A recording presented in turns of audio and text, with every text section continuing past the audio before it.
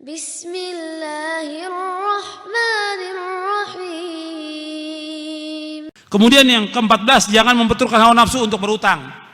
Nah ini yang sering ini. Semuanya hidupnya utang.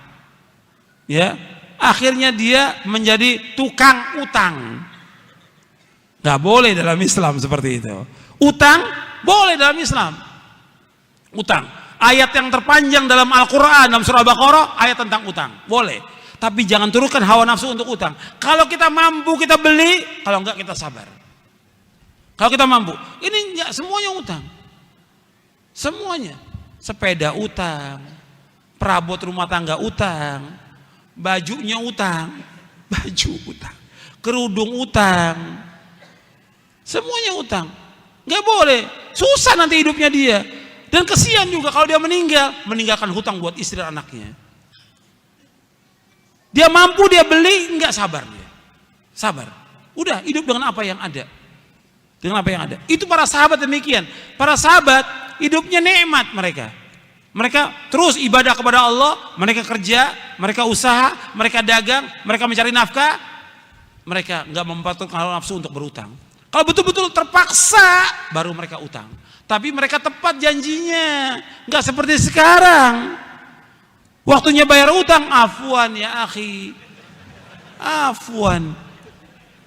Saya nggak perlu afwan, saya perlu duitnya. Afwan.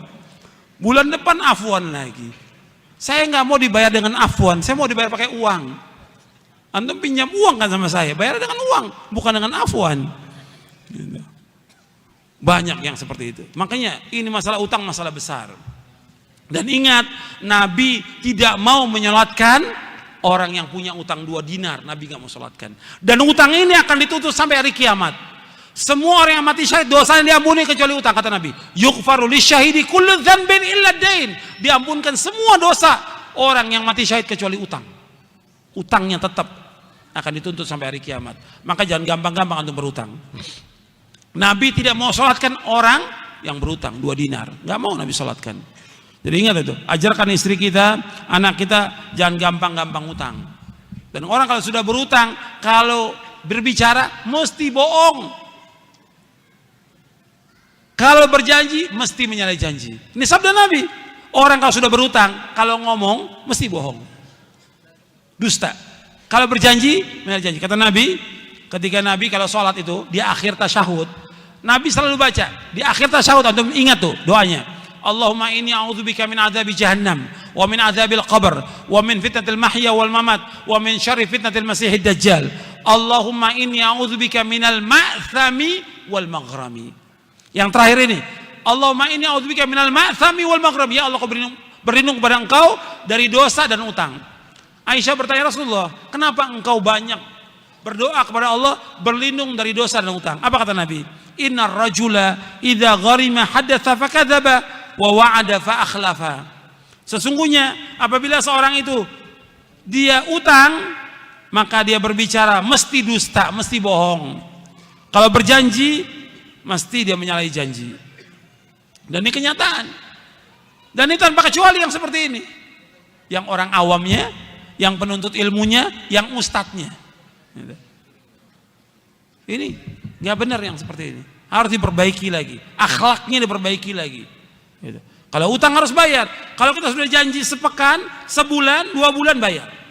Kalau 2 bulan sudah kita usaha untuk bayar, kita nggak mampu bayar, kita bilang datang kepada orangnya. Maaf, saya ini sudah usaha, ikhtiar, tapi saya belum mampu untuk bayar. Ngomong pada orangnya, ngomong. Dan orang yang mengutangkan, dia harus memberikan tempo. Wa in kana dzu usratin fanadhiratun ila maisarah wa anta saddaqu khairul lakum in kuntum ta'lamun, kata Allah dalam surah Al-Baqarah. Kalau orang yang punya kesulitan gak mampu bayar, kamu berikan tempo sampai dia lapang. Kalau kamu sedekah kepada dia lebih baik, kata Allah. Kita ngomong, ini enggak waktu mau utang luar biasa. Waktu mau utang kepada kita SMS, telepon, datang ke rumah, nangis-nangis, luar biasa. Begitu dikasih janji sebulan, udah sebulan nggak datang, nggak ada kabar, la salam, wala kalam, wala khobar, sudah. 2 bulan ditanya, marah dia. antum nagih sama saya, antum nggak percaya sama saya, lo antum utang harus bayar. Wah, tambah marah lagi. Ini sikap banyak kaum muslimin seperti ini. Nggak boleh. Kalau utang harus bayar. Dia ketika dia berutang, dia berani ngadepi. Ketika dia nggak mampu bayar, juga berani ngadepi. Datangi orangnya. Itu akhlak Islam, akhlak Islam.